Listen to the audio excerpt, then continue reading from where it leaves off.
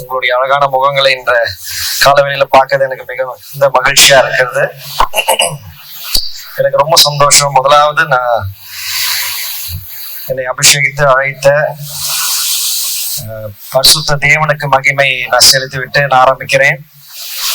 அதே போல ஐயாவும் அம்மாவும் ஊழியம் செய்யறது பார்க்கும்போது எனக்கு ரொம்ப மகிழ்ச்சியா இருந்தது.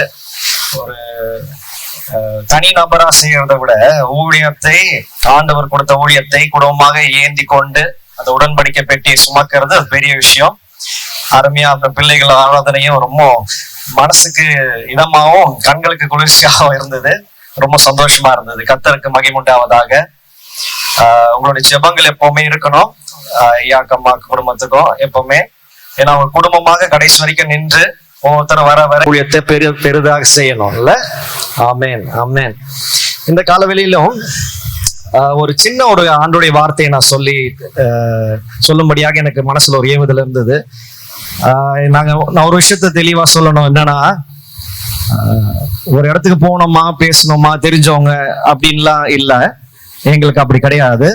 எனக்கு மனசுல ஆவியானவர் போட்ட ஒரு விஷயம்தான், ஊழியம் செய்யணும், ஐயோட சபைக்கு வரணும். எனக்கு மனசுல ஒரு சின்ன ஆண்டுடைய ஏவுதல் கொடுத்தாங்க. ஆனா அதுல உடனே கன்ஃபர்மேஷனை எடுக்க மாட்டேன். ஏன்னா இங்க சொன்ன ஆவியானவர் அதே தேவன் அங்கேயும் சொல்லணும், ஐயோட இடத்துலயும் சொல்லணும், கன்ஃபர்மேஷன் கொடுக்கணும். அப்போதான் கேட்டிருந்தோம். அவருக்கு ஒரே சந்தோஷம். சொல்லிட்டு he was very happy, immensely pleasured, and இது எங்களுடைய we are humbly honored to be here. ரொம்ப சந்தோஷம். இந்த பலிப்பிடத்திலே ஊழியம் செய்ய ஆண்டவர் கொடுத்த பெரிதான கிருபைக்காய் நன்றி நன்றி நன்றி நன்றி. இன்னைக்கும் ஒரு வார்த்தை நீங்க எடுத்துக்கொள்ளுங்க. யோசுவா புஸ்தகத்துல 5ஆம் அதிகாரம் 13ஆம் வசனத்திலிருந்து 14. Now let me read it in English one time. நீங்க தமிழ் எடுத்து வாசிங்க. And it came to pass when Joshua was by Jericho that he lifted his eyes and looked, and behold, a man stood opposite to him with a sword drawn in his hand. And Joshua went to him and said to him, "Are you for us or for our adversaries?" So he said, "No, but as a commander of the army of the Lord I have come now." And Joshua fell on his face to the earth and worshipped and said to him, "What does my Lord say to his servant?" Tamil வாசிக்கிறாங்க. பின்னும் யோசுவா எரிகோவின் வெளியில் இருந்து தன் கண்களை ஏறெடுத்து பார்க்கும்போது, இதோ ஒருவர் அவனுக்கு எதிரே நின்றார். உருவின பட்டயம் அவர் கையில் இருந்தது. யோசுவா அவரிடத்தில் போய், நீர் எங்களை சேர்ந்தவரோ எங்கள் சத்துருக்களை சேர்ந்தவரோ என்று கேட்டான். இந்த பகுதியை நீங்க வாசிக்கும் பொழுது அது ரொம்ப அருமையா இருக்குது. அது எப்படின்னா, பயங்கரமான ஒரு பிரச்சனையில மாட்டிக்கொண்டு இருக்கிறாங்க இஸ்ரேல் ஜனங்கள். உங்களுக்கு தெரியும், மோசே இறந்து விட்ட உடனே யோசுவா எடுக்கிறாங்க. யோசுவா ஊழியத்துக்கு வந்ததுல இருந்தே அவருக்கு நிறைய குழப்பங்கள், அதிகமான குழப்பங்கள், அதிகமான கேள்விகள். அவருடைய காலத்துல இப்படி ஒரு சூழ்நிலை வரும்னு அவர் நினைத்து கூட பார்க்கல. எல்லாமே மோசே ஐயா தான் இருப்பாரு, ஃபுல்லா நடத்துவாரு, கடைசி வரைக்கும் நடத்தி கொண்டு போவாரு, கானான்குள்ள கொண்டு போவாரு, அவரே பார்த்துப்பாரு, நம்ம கூட இருந்தா போதும். எப்படி கூட இருந்தா போதும் அப்படின்னு அவர் வாசல்லே காத்து கொண்டு இருப்பாரு. மோசே போவாரு, மலைக்கு போவாரு, போய் ஆண்டோரை தேடுவாரு, ஆண்டோட முகமுகமா தரிசிப்பார். எப்ப போவாரு எப்ப வருவாருன்னு தெரியாது. இன்னைக்கு நம்ம வசனத்துல வாசிக்கும் போது நமக்கு தெரியும் 40 நாட்கள் கழித்து வந்தாருன்னு. ஆனா அங்க போனவங்களுக்கு 40 நாளும் தெரியாது. போனாரு, எப்போ வருவாரு தெரியாது, அவர் இறந்துட்டாரா தெரியாது. இப்படிப்பட்ட சூழ்நிலையில வாசல்லையே காத்து கொண்டிருந்த ஒரு தேவ மனுஷன் இருந்ததுதான் யோசுவா. அப்படிப்பட்ட ஒரு மனுஷன். அதுல இருந்து ஒரு விஷயத்த நம்ம கற்றுக்கொள்ளலாம். என்னன்னா, காத்திருக்கிறவனுக்கு தான் கிடைக்கும். யார் ஆண்டவருடைய பாதத்துல காத்திருக்கிறார்களோ அவர்களுக்குன்னு ஆண்டவர் வைத்திருக்கிறதை, எது அவர்களுக்குன்னு ஆண்டவர் வைத்திருக்கிறதை நிச்சயமாக தருவார். இந்த விஷயத்துல நிறைய பேர் குழப்பமாயிடுவாங்க. அதிகபட்சமான மக்களுக்கு இந்த விஷயத்துல குழப்பங்கள். எப்படின்னா, நான் நினைக்கிறதை காத்திருந்து பெற்றுக்கொள்வேன் என்று நினைத்துக் கொள்கிறாங்க. But that is not so. அப்படி கிடையாது. நமக்கு ஆண்டவர் எழுதி வைத்திருக்கிறதை, நமக்கு ஆண்டவர் குறித்து வைத்திருக்கிறதை, நமக்கு ஆண்டவர் தேர்ந்தெடுத்து எடுத்து வைத்திருக்கிறார். அதை ஏற்ற நேரத்தில் தருவார். அதற்கு காத்திருக்க வேண்டும். இந்த ஒரு ஃபார்முலா நம்ம கற்றுக்கொண்டோம் என்றால், யோசுவாவை போல நேரம் வரும் பொழுது எழும்பி பிரகாசிக்க முடியும். ஏன்னா ப்ரிப்பரேஷன் என்றது செகண்ட் பார்ட் தான். First knowing what I want, நம்ம தயார்படுத்தப்படுறது அடுத்து. இரண்டாவது எனக்கு என்ன, எனக்கு ஆண்டவர் வைத்திருக்கிறது என்னன்றது நம்ம புரிந்து கொள்ள வேண்டும் வாழ்க்கையில. ஜாஷுவா வந்து லைஃப்ல அதெல்லாம் ரொம்ப கரெக்டா செஞ்சார். ஏன்னா பாருங்களேன், லட்சக்கணக்கான மக்கள் இஸ்ரவேலர்கள், லட்சக்கணக்கான மக்கள். அங்க பெரிய ஆட்கள் இல்லையா என்ன, பணக்காரர்கள் இல்லையா என்ன, அந்த சந்தா வைத்துக்கொண்டு இந்த மார்க்கெட்ல நடத்துற பெரிய பெரிய பிசினஸ்மேன் இல்லையா என்ன, இருந்தாங்க. எல்லாமே இருந்தது. அவங்க கூடாரமா போவாங்க, பெரிய ஒரு ஒரு ஒரு மினி சிட்டியே கிரியேட் பண்ணுவாங்க. அவங்க போற இடத்துல பாத்தீங்கன்னா ஒரு நகரமே இருக்கும். நகரம் அப்படிதான் இருக்கும். போட்டுக்கொண்டு நல்லா டென்ட் அடிச்சுட்டு பயங்கரமா கொண்டாடிட்டு செலிப்ரேட் பண்ணிட்டு அப்படிதான் இருப்பாங்க. ஆனா யோசுவா அதெல்லாத்தையும் விட்டுட்டு போய் மோசையோட பாதத்துல உட்கார்ந்துருக்கேன். இதுக்கு பெரிய கட்ஸ் வேணும், கரெக்டுங்களா? ஏன்னா நம்ம அந்த காலம் அப்போ ஒண்ணும் இல்லை, இந்த காலம் அப்படி இல்லை. எந்த காலத்திலயும் மனுஷன் தான். சந்தோஷம் தான், கஷ்டம் தான், ஆசைகள் தான், மாறாது. டெக்னாலஜி வளரலாம், உடுத்துகிற உடைகள் மாறலாம், ஆனா மனுஷன் மாற மாட்டோம். அதே ஆசைகள் தான். இன்னைக்கு பீட்சா ஆசைப்படுறவங்க அன்னைக்கு தோசைக்கு ஆசைப்பட்டாங்க. ஆசை தானே, மாறலையே. அப்படி நீங்க பார்க்கும் பொழுது யோசுவா எல்லாவற்றையும் தூக்கி போட்டுட்டு சந்தோஷமா தன்னுடைய நண்பர்களோட சந்தோஷமா இருக்கலாம், பண்ணல. போய் ஏதாவது ஒண்ணு பிசினஸ் பண்ணி சம்பாதிக்கலாம், ஏமாற்றி சம்பாதிக்கலாம், பண்ணல. போய் நல்லா ஆடலாம், கொண்டாடலாம், பண்ணல. எல்லாவற்றையும் தூக்கி போட்டுட்டு இந்த ஒரு மனுஷன் கர்த்தர் சொன்னார் அப்படின்னு ஒரே வார்த்தையை நம்பிக்கிட்டு போய் மோசையோட பாதத்துல உட்கார்ந்து இருக்கிறார். அந்த காத்திருப்புக்கு ஆண்டவர் நிறைவாய் கொடுத்தார். அல்லேலூயா. நீங்க அதுல பாத்தீங்கன்னா யோசுவாவை ஆண்டவர் அடுத்து எழுப்பி நிக்க வைத்தார். ஆமென், உண்மைதான், பெரிய விஷயம். ஆனா ஆண்டவர் தன்னை நிற்க வைப்பார் என்ற காரணத்திற்காக, லாபத்திற்காக மோசே பாதத்துல உட்காரல. எனக்கு தேவன் கொடுத்திருக்க காரியத்துல நான் நேர்த்தியாக உண்மையாக நிற்பேன் என்று நின்ற மனுஷன். அதுதான் ஒரு ரிவார்டுக்காக, ஒரு பலனுக்காக போராடக்கூடாது. என் தேவன் சந்தோஷப்படும்படியாக நான் ஓட வேண்டும். என்ன கொடுக்கிறார் என்றது அது அவருடைய கடமை, அது அவருடைய உரிமை. என் தகப்பனே, வசனத்திலே என்ன சொல்லுது, கெட்ட தகப்பனே ஒரு நல்ல விஷயத்தை, நல்ல ஈவுகளை செய்யும் பொழுது பிதாவானவர் எப்படிப்பட்டவர், அவர் நேசத்துக்குரிய தன் குமாரனே கொடுத்தவராச்சு. நமக்கு வேண்டியதை அவர் செய்வார், நிச்சயமாக செய்வார். ஆனா அவருக்கு நான் பிள்ளையாக நடந்து கொள்ளுகிறேனா?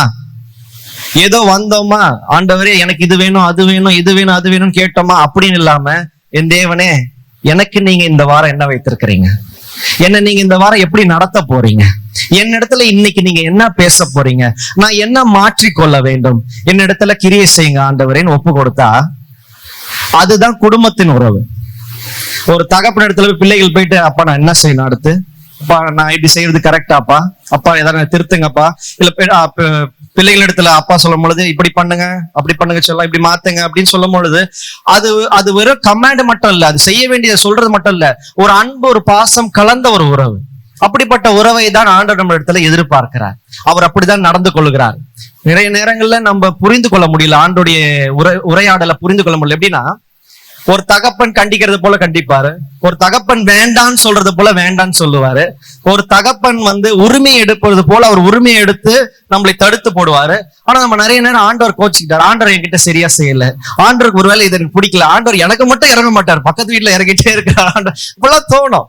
ஆனா அவர் உரிமையா நடந்து கொள்கிறாருன்னு அவருடைய பாசத்தை புரியாத மனிதர்களாக வாழ்ந்து கொண்டிருக்கிறோம்.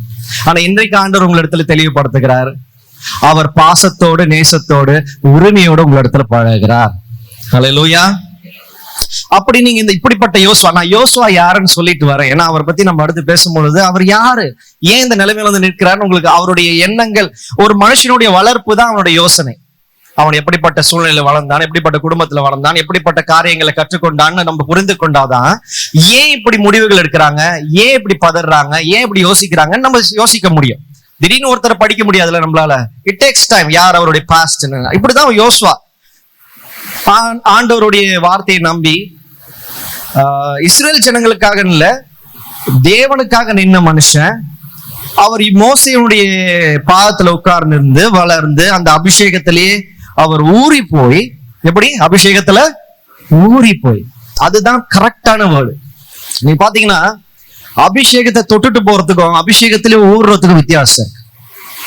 அந்த அபிஷேகத்தினுடைய வாசனை நம்ம மேல வரணும். இந்த பலிப்பீடம் இருக்குங்களா, இந்த பலிப்பீடத்தினுடைய அபிஷேகத்தின் வாசனை உங்க மேல இருக்கும். அதுக்குதான் நீங்க ஜெபிக்கணும். பலிப்பீடத்துல ஜெபிக்கும் பொழுது, ஆண்டவரே உங்களுடைய பிரசன்னத்தால எங்களை நிரப்புங்க, இந்த அபிஷேக தைலம் எங்க மேல சிரசுல இருந்து ஊற்றப்படட்டும், ஆரணை போல அது வடிந்து போகட்டும், நிரம்பட்டும். ஆண்டவரே இந்த அபிஷேகத்தை நான் எடுத்துக்கொண்டு போகிறேன், பெனியல் சபையினுடைய அபிஷேகத்தை நான் எடுத்துக்கொண்டு போகிறேன், குடும்பம் எல்லாம் நிறையப்பட்டோம், ரட்சிக்கப்படாதவர்கள் ரட்சிக்கப்படட்டும், உடைந்த உள்ளங்கள் கட்டப்படட்டும், வியாதியஸ்தர்கள் சுகமாகட்டும், பிசாசு பிடியில விடுதலை ஆகட்டும்னு உங்களுக்குள்ள ஆண்டோடைய கிரியைகள் இருக்கணும். ஹல்லேலூயா. இங்க இருந்து எடுத்துட்டு போற அபிஷேகம் ஒரு ஒரு ஒரு ஒரு வித்தியாசத்தை உண்டு பண்ணணும், ஒரு அசைக்கப்படணும். நீங்க பாத்தீங்கன்னா நம்ம வாழ்க்கையில எத்தனையோ பேர் 60-80 வருஷம் வாழ்வாங்க. ஆனா வாழ்க்கையில ஏதாவது ஒரு அற்புதம் நடக்கும், கேட்டுங்களா? என்னைக்காவது ஒரு அற்புதம், அந்த ஒரு அற்புதத்தை வச்சேதான் ஓட்டணும். அப்படி கிடையாது. ஒவ்வொரு நாட்களும் அற்புதம் நடக்க முடியும். ஏன் முடியாதுங்களா? யாருக்காவது கேள்வி இருக்கா? முடியுமா? அப்படிலாம் நடக்குமா?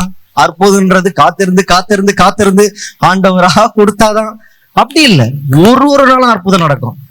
இன்னும் ஒண்ணு நீங்க ஒழுங்கு ஆண்டவர் தேடி இருக்க மாட்டீங்க, இல்லைன்னா அது அற்புதமே தெரியாம நடந்திருப்பீங்க. நீங்க பாத்தீங்கன்னா சில நேரங்கள்ல எங்களுக்கு எவ்வளவோ சாட்சிகள், எங்களுடைய திருமண காரியத்துல இருந்து ஒவ்வொரு ஆண்டவர் இடத்துல இருந்து நான் கண்கூட பாக்குறேன் ஆண்டுடைய அற்புதம். ஒரு நாள் ஒரு சின்ன 5 ரூபாய் ஆண்டவர் சந்திச்சாலும் அற்புதம் தான். 5 கோடி ரூபாய் ஆண்டவர் சந்திச்சாதான் அற்புதம் கிடையாது.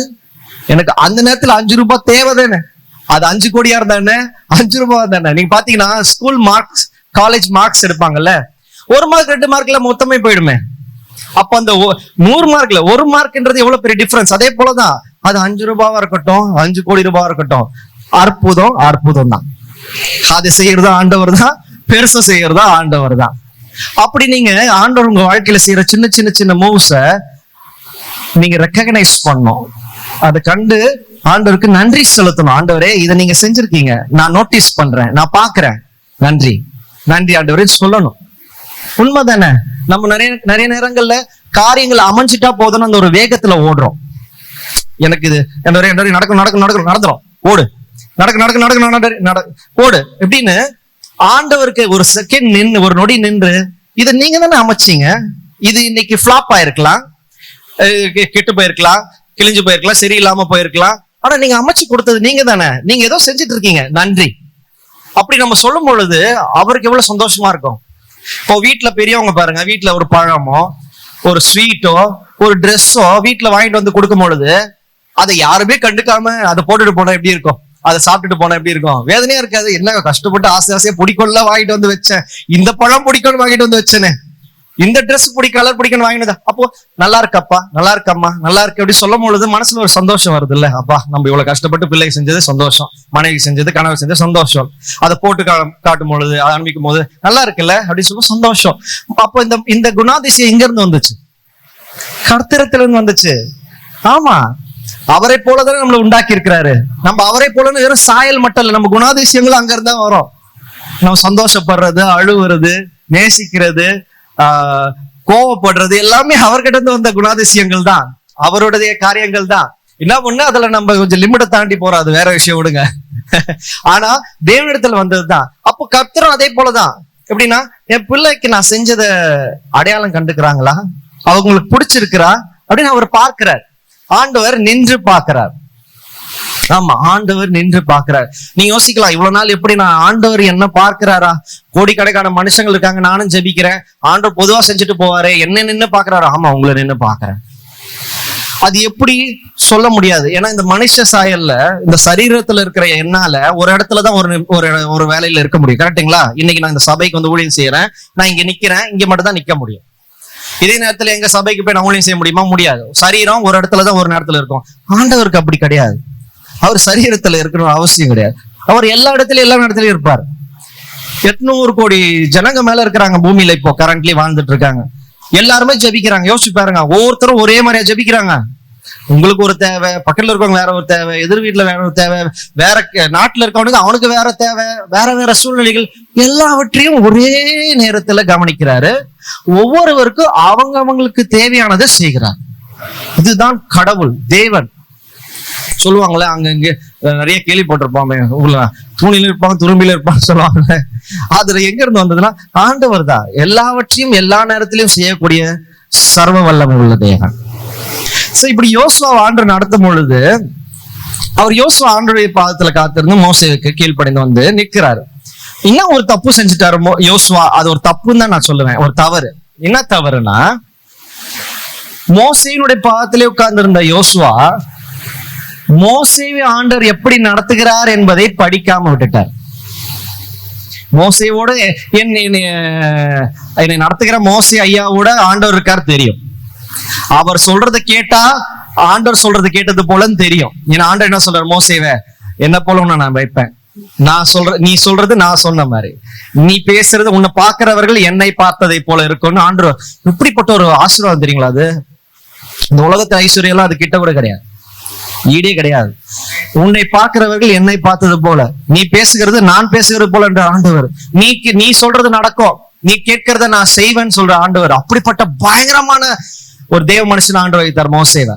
அப்படிப்பட்ட மோசையோட யோசுவா இருக்கும் பொழுது அவர் மோசே ஐயா சொல்றது கேட்டா போதும், அவர் சொல்றபடி நடந்தா போதும் அப்படி இப்படின்னு ஒப்பு கொடுத்தது பெரிய விஷயம். சமர்ப்பித்தது, ஒப்பு கொடுத்தது, அது நிறைய பேருக்கு வராது, அது ஒப்பு கொடுத்தது. ஆனா ஒப்பு கொடுத்ததுக்கு அப்புறம் மோசே ஒரு நாள் போவாருன்றது அது அதிர்ச்சி தான். அவர் போயிடுவாரு, நான் தான் இப்படிதான் ஆண்டவர் எழுப்பாரு அதிர்ச்சி. அதை நான் ஒற்றுக்கொள்கிறேன். யோசிச்சு பாருங்களேன், திடீர்னு உங்களை ஒரு நாள் திடீர்னு நிக்க வச்சு இதை செய் அதை செய்யணும், எப்படி என்ன செய்யறதே தெரியாதே. ஒரு மனுஷனுக்கு கீழே வைத்தா அந்த மனுஷனை போய் கேட்கலாம், ஐயா இது எப்படி செய்யணும் சொல்லி கொடுங்க, இப்படி பண்ணுங்க அப்படி பண்ணுங்க. கண்களுக்கு தெரியாத ஒரு தேவன் இடத்துல கொண்டு போய் கொடுத்துட்டு, எப்படி கண்களுக்கே தெரியாத ஒரு தேவன் இடத்துல கொண்டு போய் விட்டுட்டு நீ பண்ணு நீ பாத்துக்கோ அப்படின்ட்டு போயிட்டே இருக்கிறார் மோசே. எப்படின்னா நம்ம இந்த காலத்துல சூட்கேஸ் எடுத்துட்டு பிளைட்ல ஏறுற மாதிரி அவர் வாட்டுக்கு போயிட்டார். போயிட்டு வாப்பா, போயிட்டு வரம்பா, நீ பாத்துக்கோப்பா அப்படின்னு. ஐயா என்ன பாத்துக்கோ, எங்க பாக்குறது, யார பாக்குறது, மேல பாக்கணுமா கீழே பாக்கணுமா, எங்க போய் மலை கீழே நிக்கணுமா, இல்ல உங்களை மாதிரி மலையில மேல போய் 40 நாள் நிக்கணுமா, எவ்வளவு கேள்விகள் இருக்கும். அவ்வளவு கேள்விகளோட வாழ்ந்து கொண்டிருந்த மனுஷன் தான் யோசுவா. அவர் போயிட்டு அந்த ஒரு போராட்டத்து பயங்கரமான போராட்டத்துல நிக்கிறாங்க, என்ன பண்றதுன்னே தெரியல. அப்போ உருவின பட்டயத்தோட ஒருத்தர் வந்து நிற்கிறார். பைபிள்ல நிறைய காரியங்கள் மறைக்கப்பட்டிருக்குது. வேதத்துல நீங்க பாத்தீங்கன்னா நிறைய காரியங்கள் வர்ணிக்கப்படாம இருக்குது. உருவின பட்டயத்தோட ஒருத்தர் நிற்கிறான்னு போட்டிருக்கு. அவர் என்ன அடியில நின்னாரு, எவ்வளவு உயரமா இருந்தாரு, எவ்வளவு அகலமா இருந்தாரு, அவருடைய என்ன நேரத்துல இருந்தாரு, அவர் எப்படிப்பட்ட எந்த ஊருக்கார் மாதிரி இருந்தாரு, எதுவுமே போடல. ஏன்னா நமக்கு மனுஷங்களுக்கு நமக்கு ஒரு சிந்தனையில எப்படி இருந்திருப்பாரோ அப்படின்னு நம்ம கற்பனை தான் செய்யறோம். நம்மளுக்கு சரியா தெரியல. உங்க கற்பனை வேற மாதிரி இருக்கேன், கற்பனை வேற மாதிரி இருக்கும். ஆனா உருவின பட்டயத்தோட ஒருத்தர் நிற்கிறார். அங்கதான் வந்து மோசே கிட்ட கத்துக்காத ஒரு விஷயம் தெரியுது. என்னது? இவர் போய் யோசுவா கேட்கிறார், நீங்க எங்களுக்கா அவர்களுக்கா? இதே மோசே வந்து எப்படி கேட்டிருப்பாரு? அங்க யோசிங்க, அந்த வித்தியாசத்துல நமக்கு புரியும். யோசுவாவை பார்த்து அந்த தவறுல இருந்து நம்ம ஒரு விஷயத்த கத்துக்கணும். எது ஆண்டவர் எது ஆண்டோடைய காரியம்னு நம்ம ஐடென்டிஃபை அடையாளம் கண்டு நம்ம அதற்கேற்றபடி நடக்க கற்றுக்கொள்ள வேண்டும். நம்ம வாழ்க்கையில பாத்தீங்கன்னா இன்னைக்கு நீங்க சபையில இப்ப உட்கார்ந்து இருக்கிறீங்க, சர்வீஸ் முடிச்சுட்டு இப்படி வெளியே போன உடனே உங்க வாழ்க்கையில் நிறைய காரியங்கள் நடக்கும். அல்ல எது ஆண்டு இடத்துல வந்தது, எது ஆண்டு இடத்துல இருந்து வரலன்றதை நீங்க வந்து ஐடென்டிஃபை பண்ணணும். அங்கதான் எல்லாமே. நம்ம வாழ்க்கையில் நிறைய நேரம் என்ன பண்றோம், ஒரு காரியத்தை எடுத்து என் மனசுக்கு நல்லதா படுது அப்படின்னு எடுத்து செஞ்சிடும். ஆனா அது முடிவு நல்லா வரலன்னு அச்சோ ஆண்டு இடத்துல வரலையோ. எங்க கொஸ்டின் போடுறோம், கேள்வி எங்க போடுறோம், முடிவுல போடுறோம். ஆனா அந்த கேள்வி எங்க போட்டிருக்கணும், துவக்கத்துல போட்டிருக்கணும். ஆண்டவரே நமக்கு வந்து நம்ம மனுஷர்களுடைய எண்ணங்கள் தெரியும்ல. யாராவது ஒரு வாய்ப்பு கொடுத்தா, யாராவது ஒரு பணம் வருது, ஏதோ ஒரு காரியம் நடக்குதுன்னா நல்ல காரியங்கள் எல்லாம் ஆண்டு இடத்துல வந்தது, கெட்ட காரியங்கள்லாம் பிசாசுல வந்தது, நம்மளே பிரிச்சிருவோம். அப்படி யோபு பிரிச்சிருந்தா அப்படி விசுவாசமா இருந்திருக்க முடியாதே. அவனுக்கு தெரிஞ்சது என்ன தெரிஞ்சது, இது ஆண்டு இடத்துல வந்தது, நீங்க செஞ்சீங்க. அந்த உரிமையை பாத்தீங்களா, எடுத்தோடனே போய் பிசாசு நாசப்படுத்திட்டா அப்படின்லாம் சொல்லவே இல்லை. நீங்க ஏன் இப்படி செஞ்சீங்க, எனக்கு ஏன் இந்த நிலைமை கொடுத்தீங்க, அந்த உரிமை இருக்கு பாத்தீங்களா, அந்த உரிமைக்குள்ள நீங்களும் போகணும். அப்படிப்பட்ட ஒரு உறவோட நீங்களும் வாழணும். இப்போ நீங்க வாழ்க்கையில யோசுவா செஞ்ச ஒரு தவறை நீங்க செய்யக்கூடாது. இதே மோசேவா இருந்திருந்தா, உறவினர் பட்டயத்தோட ஒரு நிக்கிற பார்த்திருந்தா, என் தேவனே உங்களுடைய காரியம் என்ன, இங்க என்ன வந்திருக்கிறீங்க, எங்களுக்காக போராட வந்திருக்கீங்களா நேரடியா கேட்டிருப்பார். யோசுவா போயிட்டு கேட்கிறார், நீங்க எங்க பக்கமா அவர்கள் பக்கமா? என்ன கேள்வித? அரசியலா? எங்க பக்கமா அவர்கள் பக்கமா? அதுலயும் பாருங்க, இதுல ஒரு சிரிப்பு என்னன்னா, யோசுவாக்கு நினைப்பு, அவங்க ஒருவேளை மந்திரம் செஞ்சு ஏதோ ஒரு பெரிய ஆவியை வர வச்சிருப்பாங்களோ. கரெக்டுங்களா நான் சொல்றது? ஏன்னா இவர்களும் அந்த காலத்துல பாத்தீங்கன்னா எதிர இருக்க ராணுவங்களும் மந்திரங்கள் செய்வாங்க, தந்திரங்கள் பயங்கரமா செய்வாங்க, பலியிடுவாங்க, அங்கிருந்து ஆவிகளை ஏவி விடுவாங்க. இதெல்லாம் நடந்துச்சு, எல்லாமே நடந்துச்சு. இஸ்ரேல் ஜனங்கள் எல்லாவற்றையும் தாண்டி தான் வந்திருக்கிறாங்க. ஆண்டவர்களோட நடத்தினாரு. அப்ப இவர் போயிட்டு இனி எங்க சார்பா அவர்கள் சார்பான்னு கேட்கறதே சிரிப்பா இருக்கு, நகைச்சுவையா இருக்குது. அதற்கு பதில் நீங்க பாத்தீங்கன்னா அவர் சொல்றாரு, ஐயா அந்த பகுதி வாசிங்க ஐயா, 14. அதற்கு அவர், அல்ல, நான் கர்த்தருடைய சேனையின் அதிபதியாய் இப்பொழுது வந்தேன் என்றார். ஆமென். கர்த்தருடைய சேனையுடைய அதிபதியாய் வந்தேன். I have come as the commander of the Lord. அப்பொழுது யோசுவா தரையிலே முகம் குப்புற விழுந்து பணிந்து கொண்டு அவரை நோக்கி, என் ஆண்டவர் தமது அடியேனுக்கு சொல்லுகிறது என்னவென்று கேட்டார். பரவாயில்ல, உண்மையிலேயே நான் பாராட்டுகிறேன் யோசுவாவை. அந்த ஒரே விஷயத்துல கத்துக்கொண்டுகிறார். நமக்கு கற்றுக்கொள்ள ரொம்ப நாள் ஆகும் சில காரியங்களை. கரெக்டுங்களா? ஆண்டவர் நம்ம மாத்திரத்துக்குள்ள ஆண்டவர் படுற பாடு இருக்கே, அப்படிதான் சொல்லணும்.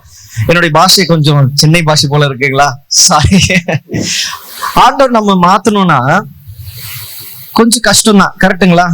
பக்கத்துல இருக்கவங்க பார்த்து சொல்லுங்களேன், ஆண்டவர் என்ன மாத்த கொஞ்சம் கஷ்டம் தான் சொல்லுவாங்க. ஆண்டவர் என்ன மாத்த கொஞ்சம் கஷ்டம் தான். அதை ஒற்றுக்கொள்றதுக்கே அதுக்கு பெரிய ஒரு போராட்டம் மனசுக்குள்ள.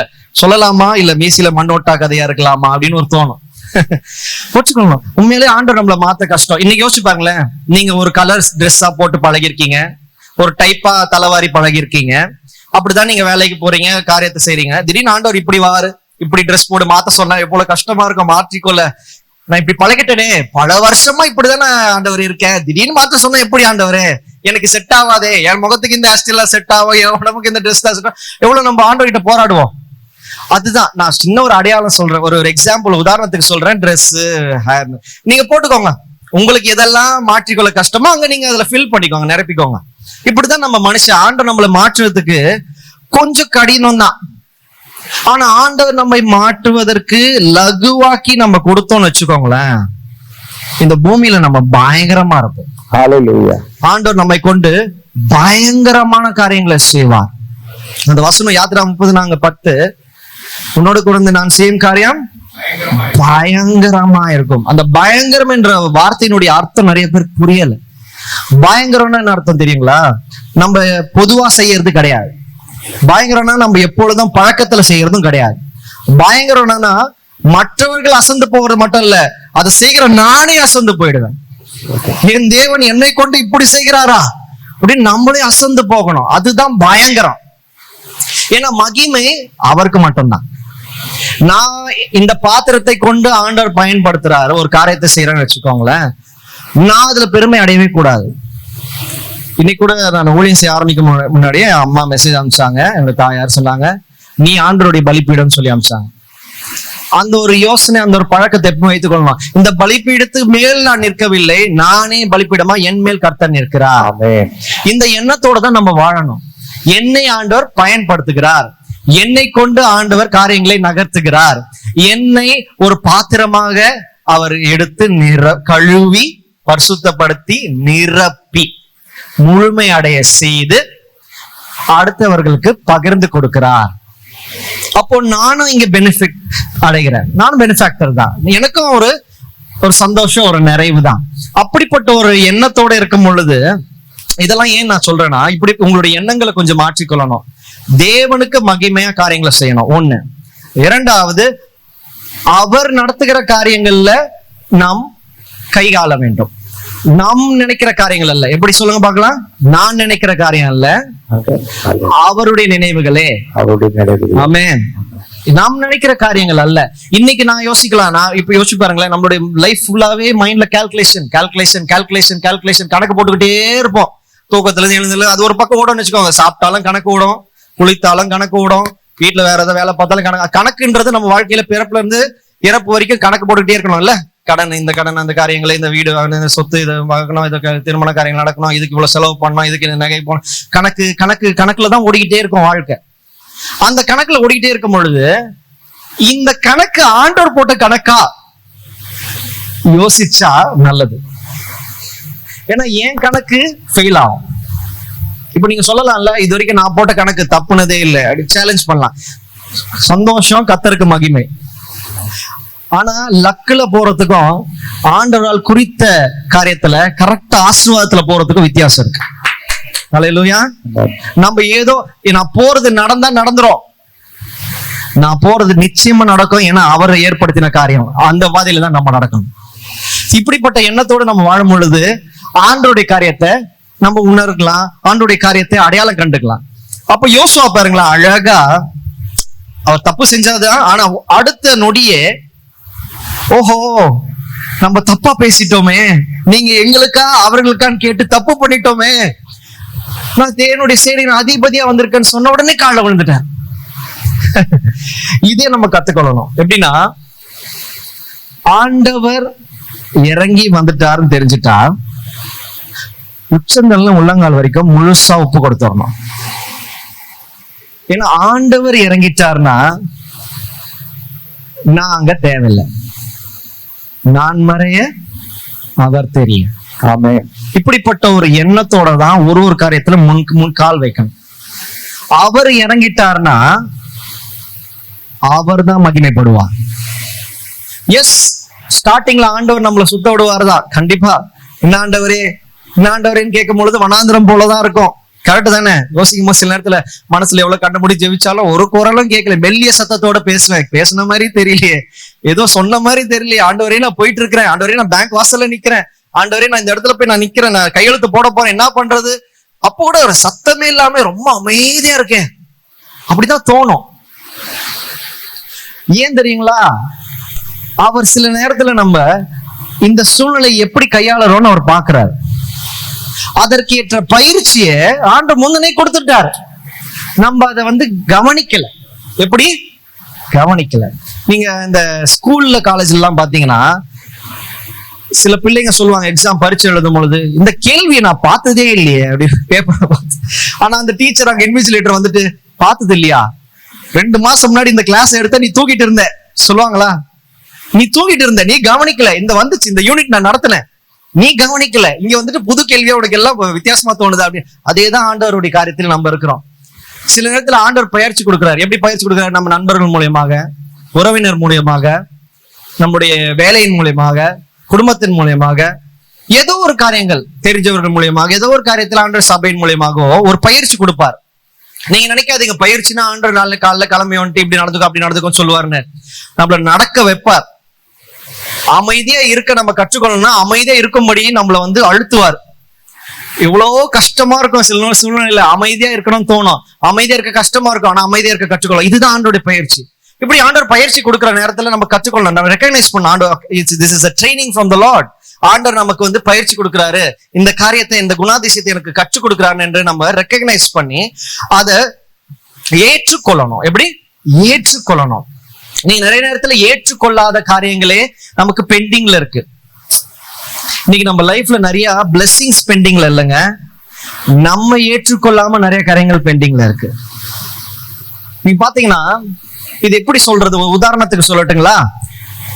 நீங்க ஒரு கார் வாங்கணும்னு ஆசைப்படுறீங்க, ஜெபிக்கிறீங்க, ஒரு கிரே கலர் கார் வாங்கணும்னு சொல்றீங்க, ஆண்டவரே இந்த சைஸ்ல இந்த மாடல்ல கிரே கலர்ல கார் வாங்கணும்னு ஜெபிக்கிறீங்க. ஆனா ஆண்டவர் என்ன பண்றாரு, உங்களுக்கு சிவப்பு கலர் கார் கொடுக்குறாரு.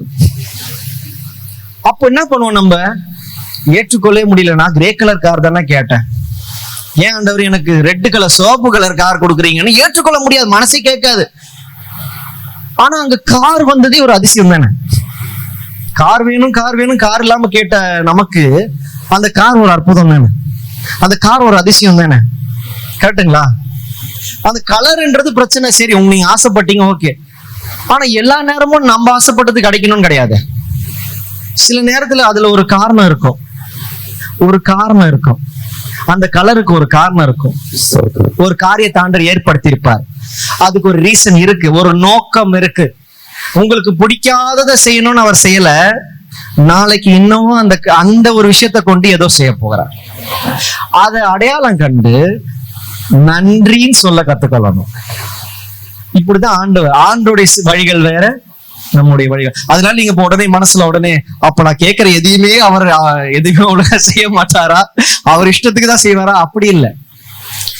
ஒரு சில காரியங்கள்ல நம்ம ஏற்றுக்கொள்ளாம பெண்டிங்ல இருக்கு, அவர் செய்திருக்கிறாரு. நீங்க ஜஸ்ட் இன்னைக்கு கரங்களை வைத்து சொல்லுங்க பார்க்கலாம். கரங்களை முடி கரங்களை வைத்து, ஆண்டவரே நீங்க கொடுக்கிற காரியத்தை அப்படியே நான் ஏற்றுக்கொள்கிறேன்.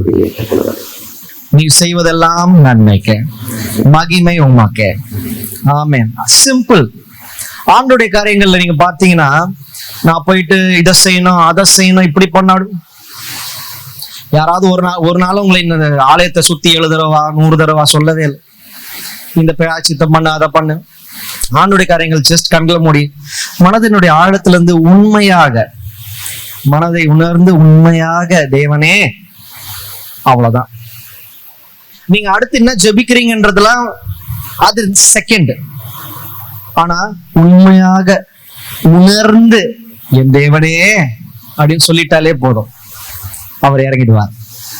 ஏன்னா அவர் அப்படிதான் பழகி இருக்கிறார். தகப்பனாக பழகி இருக்காரு நம்மோட வாழ்க. நீங்க பாருங்களேன், இந்த உலகத்துல எவ்வளவோ பேர் இருக்காங்க, எவ்வளவோ காரியத்தை செய்யறாங்க. கரெக்டுங்களா? நான் சபையில இருக்கனால பொதுவா பேச முடியாது, தனிப்பட்ட சம்பாஷணையில வேணா சொல்றேன் உங்களுக்கு என்னன்னு கேட்டீங்கன்னா. பட் நான் பொதுவா சொல்றேனால ஒரு அளவுக்கு தான் சொல்ல முடியும் வச்சுக்கோங்களேன். உலகத்துல மக்கள் பல விதங்களா ஆண்டரை தேடுறாங்க, பல விதங்கள் என்னென்னவோ பண்ணுறாங்க, தன்னை மாய்த்து கொள்ளுகிறாங்க, என்னென்னவோ பண்றாங்க, எவ்வளவு செலவழித்து பயங்கரமா போயிட்டு இதை உடைக்கிறாங்க, அதை பண்றாங்க, ஏறி போகிறாங்க, எல்லாம் பண்றாங்க. ஆனா நமக்கு மட்டும் ஆண்டவர் எவ்வளவு அழகா, உனக்குள்ளவே நான் வாசம் செய்கிறேன், நீ எங்கேயும் என்ன தேடி போக வேண்டாம், உன்னை தேடி நான் வந்தேன்னு சொல்ற. இதுவே எவ்வளவு பெரிய ஆசீர்வாதம் தெரியுங்களா? நான் வெளியில ரோட்ல எல்லாம் போகும்போது நிறைய பார்ப்பேன். எத்தனையோ பேர் என்னென்னவோ பண்ணுவாங்க, கஷ்டப்படுவாங்க, தன்னை வருத்திப்பாங்க, கடவுளை தேடணும்னு அவ்வளவு பண்ணுவாங்க. அப்பதான் நான் யோசிப்பேன், நாம எவ்வளவு ஆசீர்வதிக்கப்பட்ட ஜனம். நான் இவ்வளவு எல்லாம் பண்ணவே வேண்டாம், என் தேவன் என் கூடவே இருக்கிறாரு, எனக்குள்ளேயே வாசம் செய்கிறாரு. அவர் நான் உள்ள வர செய்யறதுக்கு நான் எதுவுமே செய்ய தேவையில்லை, அவர் என்னை பயன்படுத்த மட்டும் நான் சில காரியங்களை செய்தா போடும். இப்படிப்பட்ட ஒரு ஆசீர்வதிக்கப்பட்ட ராஜாக்களாக நம்ம இருக்கிறோம். அதை முதல்ல உணர்ந்து கொள்ளுங்க. Already God is living in you. நீங்க அதுக்காக எதுவுமே செய்ய வேண்டாம். சோ ஆண்டவரே நீங்க இறங்கி செய்யுங்க, ஆண்டவரே இதை பண்ணுங்க அதை பண்ணுங்க. உங்களுக்குள்ள ஆல்ரெடி ஆண்டவர் இருக்கார். அவர் ஆப்ரேட் பண்றதுக்காக என்ன செய்யணும்ன்ற மாதிரி தான் நான் இப்ப சொல்றேன். அவர் செயல்படும்படியாக, அவர் உரிமை எடுத்து நடுவில் நின்று முன் செல்லும்படியாக, அவர் கோணலான வழிகளை செவையாக்கும்படியாக, நேராக்கும்படியாக என்ன செய்யணும்? ஒப்பு கொடுக்க வேண்டும். யோசுவா அடுத்த நொடி அவர் அப்படி சொன்ன உடனே என்ன, சரி கர்த்தருடைய அதிபதியா வந்திருக்கேன், ஆண்டோட சேனையுடைய அதிபதின்னு சொன்ன அடுத்த செகண்ட் என்ன செஞ்சாரு யோசுவா? முகங்குப்புற விழுந்துட்டார். அவ்வளவுதாங்க. இதுதான் இன்னைக்கு நான் பிரசங்கம் பண்ண வந்திருக்கிறேன். ஆண்டவர் முன்பதாக முழுவதுமாக ஒப்பு கொடுங்க. ஆண்டவருடைய பலிபீடத்துக்கு முன்பாக விழுந்து, என் தேவனே, என் ஆவி ஆத்மா சரீரம் சிந்தை இருதயம் உச்சந்தலையிலிருந்து உள்ளங்கால் வரைக்கும் எல்லாவற்றையும் ஒப்பு கொடுக்கிறேன், நீங்க பயன்படுத்துங்க அப்படின்னு நீங்க இந்த சொல்லிட்டு போங்க. இன்னைக்கு இந்த பலிபீடத்தின் ஆவியானவர் இந்த வாரம் முழுவதும் உங்க வாழ்க்கையில் நடத்துவார். ஏதோ நடத்துவார் இல்லைங்க, ஒரு அற்புதம் ஒவ்வொரு நாளும் செய்வார், நிச்சயமாக செய்வார். இப்ப நீங்க ஏதோ ஒரு தேவையை கேட்டீங்கன்னா நான் சொல்லுவேன், என்னுடைய பலத்தை வைத்து சொல்லுவேன், இதை நான் செய்ய முடியும் உங்களுக்கு, அதை நான் செய்ய முடியும். ஆண்டவர் என்ன வேலைக்கா போகிறாரு? ஏதோ ஒரு சம்பாத்தியம் வாங்கிட்டு இருக்காரு, இல்ல பிசினஸ் பண்ணி காசு சேர்க்கிறாரா? இல்லையே. ஆண்டவரால ஒவ்வொரு நாளும் அற்புதம் செய்ய முடியும். நம்புங்க. நீங்க நம்புற உங்களுடைய விசுவாசத்தினுடைய அளவை கொண்டுதான் எல்லாமே. உங்க விசுவாசம் கம்மியா இருந்ததுன்னா பெரிய ஆண்டவர்கிட்ட பெரிய காரியங்களை எதிர்பார்க்காதீங்க. பெரிய ஆண்டவர்கிட்ட பெரிய காரியங்களை எதிர்பார்க்கணும்னா நீங்க உங்களுடைய விசுவாசமும் பெரியதா இருக்கணும். இப்ப வசனத்தை நீங்க ஒண்ணே சொல்லலாம், அது எப்படி கடுகை போல விசுவாசம் இருந்தா மலையை நகர்த்தலான்னு. ஆனா நான் மலையை நீங்க நகர்த்தி பார்க்கலையே. ஏதாவது மலையை நகர்த்தினீங்களா? யாராவது நகர்த்திருக்கீங்கன்னா சொல்லுங்க. உண்மையிலே உங்களிடத்துல நான் கற்றுக்கொள்ள விரும்புகிறேன். பெரிய சந்தோஷமான விஷயம். மலையை நகர்த்தணும். மலையை நகர்த்தணும் எப்படின்னா, உங்க வாழ்க்கையில நிறைய மலைகள் இருக்கு, நிறைய மலைகள். நான் ஒண்ணு சொல்லட்டுங்களா?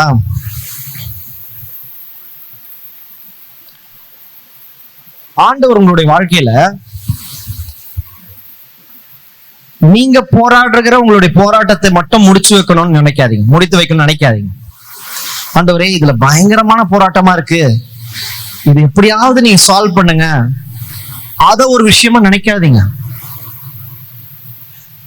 இது என்னுடைய போராட்டம் நீங்க நினைச்சதுலதான் தோற்று போயிருக்கீங்க.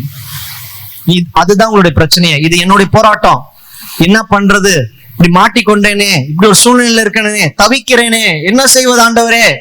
ஜெபமே தப்பு, உங்க ஜெபமே தப்பு. ஆண்டவரே இந்த சூழ்நிலையில நீங்களும் தானே இருக்கிறீங்க, நீங்க இதை ஏற்படுத்தின காரியங்கள் தானே, இதுல அடுத்து நான் என்ன செய்யணும்? போர் வீரனை போல ஜெபிக்க வேண்டும். ஒரு போர் வீரன் கோழையாக பேச மாட்டான், ஒரு போர் வீரன் அழுவ மாட்டான், ஒரு போர் வீரன் போய் ஒளிந்து கொள்ள மாட்டான். அவன் நிப்பான், பட்டயத்தை எடுப்பான். உடனே அவனுக்கு தெரிஞ்சதுனால்தான் உடனே பட்டயத்தை எடுத்து என்ன செய்யணும்? ஐயா யார வெட்டணும்? ஐயா எங்க போனா? ஐயா அடுத்து நம்ம எங்க சண்டைக்கு போறோம்? ஐயா வாங்க ஐயா போலாம். இப்படித்தானே போர் வீரன் பேசுவான். அந்த போர் வீரனின் பேச்சை போல நம்ம ஜபம் இருக்கணும். ஆண்டவரே அடுத்து என்ன பிசாசு அடிக்கலாம் ஆண்டவரே? எந்த பிசாசு ஆண்டவரே அடுத்து நான் மேற்கொள்ளணும்? அடுத்து எனக்கு எந்த போராட்டத்தை நான் மேற்கொள்ளணும் வச்சிருக்கிறீங்க ஆண்டவரே? வாங்க ஆண்டவரே பயங்கரமான காரியங்களை செய்யலாம் அப்படின்னு ஆண்டவரோட நடக்க பழகிக்கணும். அப்படின்னு ஆண்டவரை முன்ன வைத்து போர் வீரனை போல போகணும். You will advance even the big armies just like that. எவ்வளவு பெரிய ராணுவம் வந்தாலும், எவ்வளவு பெரிய ஆர்மிஸ், எப்படிப்பட்ட பிசாசானும் எப்படிப்பட்ட ஆயுதமும் அவன் செய்யட்டும், நீங்க இது வரைக்கும் பார்த்திராத கேட்டிராத பயங்கரமான பிரச்சனைகளை கொண்டு வரட்டும், சந்தோஷப்படுங்க. பிசாசு பிரச்சனையை, பழைய பிரச்சனையை கொண்டு வந்தானா நீங்க அழுவணும். உண்மையிலே நீங்க அழுவணும். ஏன் தெரியுங்களா? உங்களை அந்த அளவுக்கு தான் வச்சிருக்கான் பிசாசு. இதுக்கு இது போதும் அப்படின்னு நம்மள போட்டு, அது இந்த எலி கூட பாருங்களேன், எலி கூட வீட்டுல புதுசா அதுக்கு கண்டுபிடிக்கணும். மேட்டு வச்சா மேட்ல எப்படி தப்பிக்கிறதுன்னு கத்துக்கிச்சு, அடுத்து மேட் வைக்க கூடாது, வேற ஏதாவது வைக்கணும். அதுக்கு அடுத்து கூண்டு வச்சா கூண்டுல இருந்து எப்படி தப்பிக்கிறதுன்னு கத்துக்கிறோம். அது அட்வான்ஸ் ஆகிட்டே போகுது, நம்ம அட்வான்ஸ் ஆக மாட்டோமே. அப்படித்தான் நம்மளும் அட்வான்ஸ் ஆகிட்டே போனோம். பிசாசு என்னடா அக்கிலில இருந்து தப்பிக்கப்பட்ட கோழி அல்லவா இது அப்படின்னு சொல்லணும். ஆமே, என்னடா எப்படி போட்டாலும் சிக்க மாட்டேங்கிறாங்க, பயங்கரமான ஆளா இருக்காங்களே, பயங்கரமா உட்காந்து ஆண்டு இடத்துல கத்துக்கிறாங்களே, பிசாசு அழுவணும். ஆனா நம்ம இன்னைக்கு எப்படி இருக்கிறோம்? நம்ம அழுதுட்டு இருக்கோம். அடுத்த வாட்டி உங்களுக்கு அதே பிரச்சனை திரும்பி வந்துச்சுன்னா உண்மையாலே நீங்க கண்ணுல கலங்கி அழுவுங்க. அன்னைக்கு மாறிக்கோங்க. இன்னைக்கு நீங்க மாறுற இந்த ஒரு தேர்ச்சி பெற்று நீங்க வெளியே வரும்பொழுது, இப்ப நீங்க வெளியே போகும்போதே நான் சொல்றேன், இப்பவே நான் முன்கூட்டியே தீர்க்க தரிசனமா வச்சுக்கோங்க, வெளியே போகும்போது புது பிரச்சனை வரணும். ஆமேன். என்னடா உள்ள சபைக்கு வந்தாலே புது ஆசீர்வாதம் வரணும்னு சொல்லி அனுப்புவாங்க. என்னடா புது பிரச்சனை வரணும் சொல்லுங்க பாக்கலாம். எனக்கு ஆண்டவரே எனக்கு புதிய பிரச்சனைகள் வரட்டும். என்ன பயபக்திகளா, கைகளை ஏறவே இல்லை, ஒருத்தர் கை ஏறல. சொல்லுங்க, தைரியமா சொல்லுங்க. உங்க கூட இருக்க ஆண்டவர் பயங்கரமானவர். சொல்லுங்க, ஆண்டவரே எனக்கு புது பிரச்சனையா வரட்டும். ஒரு ஒரு ஒரு ஒரு போர் வீரனை போல சவாலுக்கு தயாரா இருக்கணும். என்ன ஆண்டவரே, ஒரு கை பாத்துரலாம் ஆண்டவரே. அதான் உங்க கை தானே இருக்கு, என் கையில இல்ல, என் பிரச்சனை இல்ல. யார் பிரச்சனை? ஆண்டவர் பிரச்சனை. ஒரு கை பாத்துடலாம் ஆண்டவரே அப்படின்னு சொல்லணும். சரி, இதெல்லாம் விட்டுட்டோம். இந்த மெசேஜ்ல என்னன்னு டைம் இருக்கு, கரெக்டா தானே இருக்கேன், டைம் இப்ப பண்றேன். Praise the Lord. இப்போ இதுல இன்னொரு விஷயத்த நான் பேசுறேன், ஓகேங்களா? என்னன்னா, யோசுவா அந்த பரலோகத்திலிருந்து இறங்கி வந்த நபர் முன்பதாக, அதிபதி முன்பதாக நிற்கும் பொழுது அவர் ஒண்ணு சொல்லுவாரு. என்ன சொல்லுவாரு? காலணியை கழட்டி போடு, நீ நிக்கிற பூமி பரிசுத்தமானது சொல்லுவாரு. இதை நம்ம எங்க பார்த்திருக்கோம்? மோசேக்கு அதே தான். கரெக்ட்.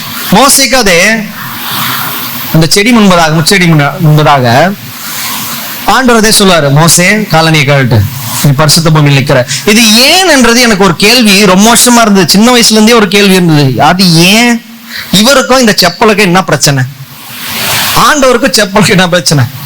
அதான் ட்ரெஸ் போட்டிருக்காங்க தானே, ஏன் செப்பலை மட்டும் கழட்ட சொல்ற, என்ன பிரச்சனை? யோசிக்கிறது கரெக்ட் தானே. நம்ம வாழ்க்கையில இருக்க காரியங்களே படிக்கிறோமே, வேதத்துல சில காரியங்கள் ஏன்றது யோசிக்கிறது. ஒரு சில பேர் உண்மையிலே தியானிக்கிறீங்க, அவர்களுக்காக நான் கர்த்தரை துதிக்கிறேன். ஆண்டவர்களிடத்துல இன்னும் அதிகமான புதிய பரிமாணங்கள்ல வெளிப்படட்டும். அப்போ இந்த காலனியை ஏன் ஆண்ட காட்ட சொல்ற பரிசுத்த பூமின்னு சொல்லும் பொழுது நான் உட்காந்து படிச்சு அதை பத்தி தேடினேன். இந்த வாரம் தேடிட்டு இருந்தேன், பிரசங்கம் பண்றதுக்காக நான் பார்த்துட்டு இருந்தேன். அப்போ ஒரு விஷயத்த நான் கற்றுக்கொண்டேன். என்னன்னா, அந்த காலத்துல இஸ்ரேல் ஜனங்கள் எகிப்தியர்கிட்ட இருந்து ஒரு விஷயத்தை கற்றுக்கொள்கிறாங்க. எகிப்தியர்கள் அவர்களுடைய பாதரட்சை, அந்த காலனியை வைத்துதான் அவர்களுடைய கிளாஸ் என்னவென்று காட்டுவாங்க. நீங்க பாத்தீங்கன்னா ரொம்ப லோ லெவல்ல லேபரர்ஸா இல்ல அப்படி முடியாதவர்கள் எல்லாம் வந்து காலணியே போட மாட்டாங்க, வெறும் கால்கள்ல தான் நடப்பாங்க. அப்படிதான் நடக்கணும் அப்படின்னு வைத்திருந்திருக்காங்க. அப்புறம் ஓரளவுக்கு கிளாஸ் வரும் பொழுது அவங்க ஒரு நார்மல் சாண்டல்ஸ் ஃபுட்வேர்ஸ் போடுவாங்க. அதுக்கப்புறம் மேல இருக்கிற ராஜாக்கள், ஹை லெவல்ல இருக்க அபிஷியல்ஸ், இவங்க எல்லாம் அவர்களுடைய காலணிகள்லாம் தங்கத்துல இழைச்சு பயங்கரமான ஷேப்ஸ் கார்விங் பண்ணி ஹேண்ட்மேட்ல பயங்கரமாக இருக்கும். இந்த ட்ரெஸ் போக இந்த காலணின்றது ரொம்ப முக்கியமான ஒரு விஷயமா இருந்தது அந்த காலத்துல. ஒரு நீங்க அவங்க எப்படி சொல்லுவாங்கன்னா, ஒருத்தரை நீங்க சந்திக்கும் பொழுது அவங்க காலணியை பார்த்து அவங்க என்ன கிளாஸ் என்ன கேட்டகரி நீங்க வந்து செக்ரிகேட் பண்ணலாம். அப்படி இருந்தது அந்த காலத்துல. அதனாலதான் அதை வைத்துதான் வந்து மோசேக்கும் ட்ரைனிங் கொடுத்தாங்க. ஏன்னா மோசே எங்க வளர்ந்தாரு? எகிப்துல ராஜாவுடைய வீட்டுல வளர்ந்தாரு. அப்ப யோசிக்கிறீங்களா? கனெக்ட் ஆகுதுங்களா? அப்ப யோசிக்கும் பொழுது அவருக்கும் ஓகே, ராஜரீக மேன்மை, அந்த செப்பல் போடுறது, அந்த காலணி பாதரட்சி போடுறது, இப்படி நிக்கிறது, இப்படி நடக்கிறது என்று எல்லாவற்றையும் சொல்லி கொடுப்பாங்க. ராஜாக்கள் வீட்டுல நம்ம நினைக்கிற மாதிரி ஏதோ வளர்ந்தாங்க கிடையாதுங்க. எப்படி பேசணும், எப்படி நடக்கணும், எப்படி உட்காரணும், எப்படி சாப்பிடணும், எப்படி மூச்சு விடணும், எல்லாமே சொல்லி தருவாங்க. ஏன்னா அவங்களுடைய நடக்கையெல்லாம் மேன்மையாக ராஜரீகமா இருக்கணும்னு சொல்லுவாங்க.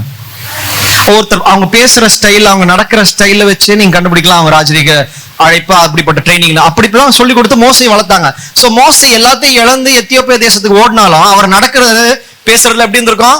ராஜரீகமா தான் இருந்திருக்கும். உடனே போன உடனே அவர் எல்லாவற்றையும் இழந்து விட முடியாது. நீங்க ட்ரெஸ்ஸை மாத்தலாம், குணாதிசயத்தை சீக்கிரம் மாற்ற முடியுமா? முடியாது. அப்போ மோசை பேசுற ஸ்டைல், நடந்துக்கிற ஸ்டைல் எப்படி இருந்திருக்கும்? ராஜரீகமா இருந்திருக்கும். அப்படிப்பட்ட மோசை அந்த செப்பலை வேர் பண்ணும் பொழுது அதுக்குதான் ஆண்டவர் சொல்றாரு. எதுக்கு ஆண்டவர் சொல்றாரு செப்பலை அவுக்க முடியாதுன்னா, இந்த காலணி தானே உன்னுடைய பெருமையாக இருக்குது, அதை கழட்டி விட்டு வா. அவர் அந்த காலனி அவுக்கிறதுக்காக சொல்லல, அவர் கோட் வேர்ட்ல பேசுறார் மோசை கிட்ட. வேற யாருக்கா சொன்னா புரியாது, ஆனா இது மோசைக்கு சொன்னா புரியும்னு ஆண்டவருக்கு தெரியும். உன் காலனியை அவிழ்த்து விட்டு வா, இது பரிசுத்த பூமினா. அப்போ மோசைக்கு உடனே புரியுது, என் பெருமை ஆண்டவர் கழட்டி விட்டு வர சொல்லுகிறா. மோசை உடனே கழட்டுறார். வெறும் செப்பலை மட்டும் இல்ல, தனக்குள்ள இருக்க பெருமையும் கழட்டி வச்சுட்டு வர்றார். இதுதான் ஆண்டவர். ஆண்டவர் முன்பதாக அவர் நம்மை எப்படி உருவாக்கி இருக்கிறாரோ அப்படிதான் அவர் அட்ரஸ் பண்ணுவார், அப்படிதான் பேசுவார், அப்படிதான் எதிர்பார்ப்பார். ஆண்டவர் முன்பதாக போயிட்டு, நான் ஆண்டவர் நான் இதை செய்திருக்கேன், அதை செய்திருக்கேன், நான் இப்படி பண்ணிருக்கேன், அப்படி பண்ணிருக்கேன். இது எப்படி இருக்குன்னா, பெரியவங்க கிட்ட, வீட்டுல இருக்க பெரியவங்க கிட்ட போயிட்டு, அப்பா அம்மா நான் இப்படி பண்ணிருக்கேன், அப்படி பண்ணிருக்கேன், சரி செல்லம், ரொம்ப சந்தோஷம் செல்லம் தான் சொல்லுவாங்க. கரெக்டுங்களா? வா அப்படின்னு கை தட்டுவாங்க. அதனால நம்ம பெற்றோர்களை மிஞ்சிட முடியுமா? முடியாதே. அதேதான் மனுஷன்ல நம்ம புரியுது, ஆண்டவர் விஷயத்துல புரிஞ்சுக்க மாட்டோமே. ஆண்டவர்கிட்டயே அப்படிதான், ஆண்டவர் நான் அதை பண்ணிருக்கேன், இதை பண்ணிருக்கேன். யார்கிட்ட சொல்றோம்? அந்த ஒவ்வொரு காரியத்தை செய்ய உதவினவர்கிட்ட போய் பேசுறோம். அந்த ஒரு காரியத்தை சாதிச்சிருக்கோமே, அங்க யார் நின்று சாதிச்சா? ஆண்டவர் தான். அவர்கிட்டயே போய் ஆண்டவர் இதை செஞ்சோம், அதை செஞ்சோம், நான் தானே செஞ்சு கொடுத்தேன். அப்படி இருக்கு ஆண்டவருக்கு. அப்ப ஆண்டவர் முன்னாக நம்ம போகும்பொழுது மோசைக்கிட்ட இருந்து கத்துக்கிறோம் என்னது? நம்மளுடைய பெருமையை கழட்டி விட்டுட்டு போகணும். ஆண்டவரே நான் ஒன்றும் இல்லை, திஸ் இஸ் மீ, இதுதான் நான், நீங்க படைத்த உங்களுடைய பாத்திரம் சுவாமி, முன்பதாக வெறுமையாக வந்திருக்கிறேன். ஏன்னா நம்ம என்னதான் கிரீடம் சூட்டினாலும் நம்ம கிரீடத்தை பூமி சூட்டுறது முக்கியம் இல்ல, நம்மளுடைய சிரசுல அவர் கிரீடம் சூட்டுறது தான் முக்கியம். நம்ம ஓடுகிறது எதுக்கு? ஒரு நாள் பரலோகத்துல நம்ம கிரீடத்தை அவர் வைப்பார். அந்த கிரீடத்துக்காக தான் ஓடுகிறோம், இந்த பூமியின் கிரீடங்கள் அல்ல. இதெல்லாம் உங்களுடைய பொறுப்புகள், கடமைகள். நிச்சயமாக நீங்க குடும்பத்துக்கு செய்யணும், படிக்கிற காரியத்துல படிக்கணும், வேலை செய்யணும், சேர்க்க வேண்டியதுல சேர்க்கணும், குடும்பத்துக்கு செய்ய வேண்டிய கடமைகளை செய்யணும். அதெல்லாம் தவறு நான் சொல்ல மாட்டேன், அதெல்லாம் முக்கியம், அதுல தவறு விடவே கூடாது, கரெக்ட் தான். ஆனா இதற்காகவே தன் முழு வாழ்க்கையை நீங்க போட்டுட்டீங்கன்னா ஆண்டுடைய காரியத்துல வளர முடியாது. நீங்க எப்படி இருக்கணும்? குடும்பத்தின் காரியத்திலும் கரெக்டா இருக்கணும், ஆண்டுடைய காரியத்துல நீங்க வளரணும். உங்க ஆவிக்குரிய ஜீவியத்துல அடுத்த பரிமாணத்துக்குள்ள போகணும். நீங்க பழையபடியே, அதான் அப்போஸ்தலனாகிய பவுல் சொல்லுகிறாரே, குழந்தைகளை போலவே இருந்தா என்ன அர்த்தம் சொல்றாரா? குழந்தைகளை போலவே இருக்கக்கூடாது. நான் பேசுற ஸ்டைல் மாறணும், நான் ஜெபிக்கிற ஸ்டைல் மாறணும், நான் இவ்வளவு நாள் ஒரு கோபம் வரக்கூடாதுன்னு போராடினேன்னா அதை நான் ஜெயிக்கணும். நேரத்துக்கு நான் ஜெயிச்சிருக்கணும், கரெக்டுங்களா? ஜெயிக்கணும். அதே சின்ன வயசுல நான் எனக்கு கோவம் தான் ரொம்ப கஷ்டம், கோவம் வந்தா கஷ்டம்னு 50-60 வயசுல சொல்லக்கூடாது. அதை ஜெயிச்சிருக்கணும். அதை ஜெயிச்சு அடுத்த பிரச்சனைக்குள்ள போகணும், மாறிக்கொண்டே வரணும், வளர்ந்து கொண்டே வரணும். ஒரு நாள்ல பிசாசு நம்ம கிட்ட வரவே பயப்படணும். இவங்க எல்லாவற்றையும் தேடிட்டாங்களே, இவங்க எல்லாம் பயங்கர பலசாலியாக இருக்காங்களே, பயப்படணும் பிசாசு. கரெக்டுங்களா நான் சொல்றது? பிசாசு பயப்படணும். இப்ப நீங்க பாத்தீங்கன்னா கோலியாத்து தாவீதை பார்க்கும் பொழுது அவன் சின்ன பையன் ஒண்ணும் இல்லைன்றது சரீரத்துல. கோலியாத்துக்கு மட்டும் ஆண்டவனுடைய மாம்ச கண்களை மூடி ஆவியின் கண்களை திறந்திருந்தாருன்னா தாவீது ஆவிக்குரிய பரிமாணத்துல எவ்வளவு வளர்ந்திருக்கான்னு பார்த்து பயந்துருப்பான். கோலியாத்தை விட பெருசா இருந்திருப்பாரு தாவீது. அப்படிப்பட்ட ஆவிக்குரிய வளர்ச்சி நமக்குள்ள வேண்டும். கரெக்டுங்களா? ஆவிக்குரிய வளர்ச்சி. நீங்க ஆவிக்குரிய வளர்ச்சி ஒரு பக்கம் செய்யணும், உங்களுடைய குடும்பத்தின் கடமைகளும் ஒரு பக்கம் செய்யணும். இப்படி நீங்க செய்யும் பொழுது பூமியிலையும் மேன்மையாக இருப்பீங்க, பரலோகத்தின் மேன்மைக்குள்ளேயும் போவீங்க. ஏன்னா நிறைய பேர் இது தவறு செய்யறாங்க. பூமியை மட்டும் போக்கஸ் பண்ணிட்டு பரலோகத்தை விட்டுறாங்க. அதே நேரத்துல பரலோக காரியத்துல மட்டுமே உட்கார்ந்து பூமியின் காரியங்களை விட்டுறாங்க. ரெண்டுமே தவறு. பூமியின் காரியத்திலையும் ஜெயிக்கணும், அந்த ஜெயத்துக்குள்ளேயும் போகணும். இப்படிதான் நம்ம வாழணும். அப்போ மோசையினுடைய பெருமையை ஆண்டவர் உடைக்கிறார். எதை உடைக்கிறாரு? பெருமையை உடைக்கிறார். இன்னைக்கு நம்ம அந்த ஜெபத்துல நான் சொன்னல ஒப்பு கொடுக்க வேண்டும்னு, அந்த ஒப்பு கொடுத்ததுல நம்மளுடைய சிந்தையை எப்படி நம்ம ட்ரெயின் பண்ணணும்னு சொல்லி தரேன் பாருங்க. ஆண்டவர் முன்பாக நம்ம போகும்பொழுது, ஆண்டவர் முழங்கால் படிட்டு ஜெபிக்கும் பொழுது நீங்க அது பழைய கொள்ளுங்க. பலிபீடத்தின் முன்பாக முழங்கால் படிட்டு ஜெபிக்கிறத பழைய கொள்ளுங்க. ஏன்னா பலிபீடத்தின் ஆவியானவர் தான் உங்களோட நடத்தணும், அவர்கிட்ட சமர்ப்பிக்கணும். அவர் முன்பதாக நான் பெரிய ஆளுன்னு யாரும் சொல்ல முடியாது. அவர் வானங்களுக்கு பூமிக்கும் நிற்கிற தேவன். வானம் அவருடைய சிங்காசனம், பாதப்படி. எது? பாதப்படி. அவர் கால் கீழே தான். நம்ம நான் சொல்லியிருக்கேன் ஒரு வாட்டி பிரசங்கம் பண்ணும்போது சொல்லியிருக்கிறேன், மலை மலையா ஏறி போய் கடவுளை தேடுறாங்களே, அவர் பூமியே பாதப்படின்னு சொல்லிட்டாரு. எவ்வளவு மலை ஏறினாலும் அவர் பாதத்தை தாண்ட முடியாதுல்ல. கரெக்டுங்களா? மேபி வேணா ஆங்கிள் வரலாமா, அப்படி சொல்லிக்கலாமா? ஆங்கிள் லென்த் போறாங்க போல மேல, அவர் முகத்தை பார்க்க முடியாது, அப்படிலாம் தேடனா. ஆனா அவருடைய பாதத்துல அமர்ந்திருந்து அவருக்கு ஒப்பு கொடுத்து, வெறும் ஒப்பு கொடுக்கிறது நார்மல் இல்ல, முழுமையாக ஆவி, ஆத்மா, சரீரம், சிந்தை, இருதயம், சிரசிலிருந்து கால் வரைக்கும் ஒப்பு கொடுத்து அவர் பாதத்துல காத்திருக்கிறவனுக்கு முகமுகமாய் தரிசிக்கிற தேவன். ஹல்லேலூயா, ஹல்லேலூயா. ஒரு விஷயத்தை நான் தெளிவா சொல்லிடுறேன். ஒருவேளை உங்களுக்கு இந்த சந்தேகம் இருக்கலாம், அது இந்த சந்தேகம் இன்னையோட ஒளிந்து போயிடணும். மோசை மட்டும் நான் மலை ஏறி போய் தானே ஆண்டவர் பார்த்தாரு இருக்கலாம். பைபிள் வாசிக்கிறவங்களுக்கு நிறைய கேள்விகள் வரும். நல்லதுதான், கேள்வி வர்றது நல்லது. மலை ஏறி தானே போனாரு. நான் தானே திரும்பியும் சொல்றேன், மோசை மலை ஏறி போனோம்னு அவசியமே கிடையாது. ஆண்டவர் கீழே சந்திச்சிருப்பாரு. ஆனா ஏன் மலை ஏறி போக சொன்னார்னா, இந்த ஜனங்கிட்ட இருந்து ஒரு தள்ளி வாப்பான்னு சொல்லியிருப்பாரு. அவ்வளவு சத்தம் போடுற மக்கள், அவங்க டெய்லி கொண்டாடுறாங்க, பயங்கரமான சத்தம். யோசிச்சு பாருங்க, லட்சக்கணக்கான ஜனங்கள் டம் டம் டம் டம்னு. இப்ப பாத்தீங்கன்னா ஒரு இடத்துல திருவிழான்னு சொல்லிட்டா அந்த இடத்துல ஏரியால வாழ முடியுமா? ராத்திரியும் பகலும் காது வலிக்க வலிக்க, படிக்கிற பசங்க கூட பார்க்க ஃபுல் சவுண்ட்ல தான் பாட்டு ஓடும். கரெக்டுங்களா? அப்படி திருவிழா எவ்வளவு சத்தமா இருக்கு, எவ்வளவு ஒரு கிலோமீட்டர் ரேஞ்சுக்கு காதே காலி. அப்படி திருவிழா இங்க இருக்க ஒரு ஏரியால அவங்க லட்சக்கணக்கான ஜனங்கள் ஒரு இடத்துல, யாரும் டிஸ்டர்பன்ஸ் கிடையாது. எப்படி இருக்கு அவங்களுக்கு? ஃபுல் சவுண்ட்ல தான் அவங்க கொண்டாடுறாங்க. ஃபுல் சவுண்ட்ல தான் டான்ஸ் ஆடுவாங்க, இது பண்ணுவாங்க, இது பண்ணுவாங்க, இது பண்ணுவாங்க. அப்போ மோசை அந்த இடத்துல இருந்தா எப்படி ஆடுற இடத்துல நீங்கள் அமர்ந்து இருந்தீங்கன்னா மோசைக்கு ஃபுல்லா காது டம் டம் டம் டம்னு கேட்க, என்ன பண்றது அவர்?